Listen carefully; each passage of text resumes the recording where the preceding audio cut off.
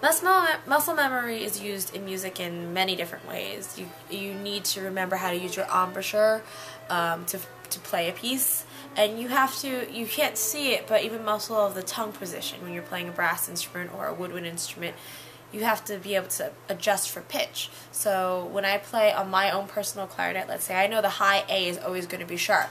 I physically, in my mouth, make the adjustment every time I play that note so that I can fix that note and it plays in tune. Muscle memory is also in dexterity, moving your fingers, playing the notes, knowing when you read something, that's where your finger goes. Or embouchure, when you're a brass player, that's a higher note. Well, I have to firm up my embouchure and play higher. Or even how you use your air when you're blowing into the instrument.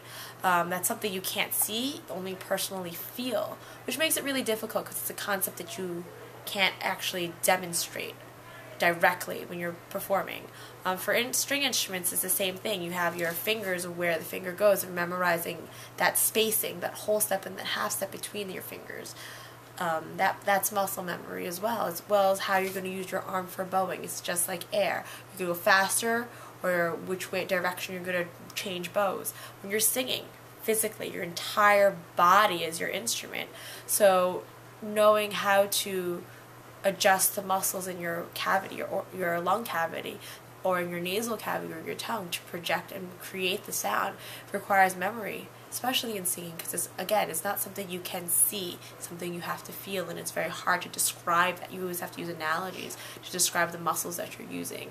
So muscle memory is definitely used in all aspects of performance.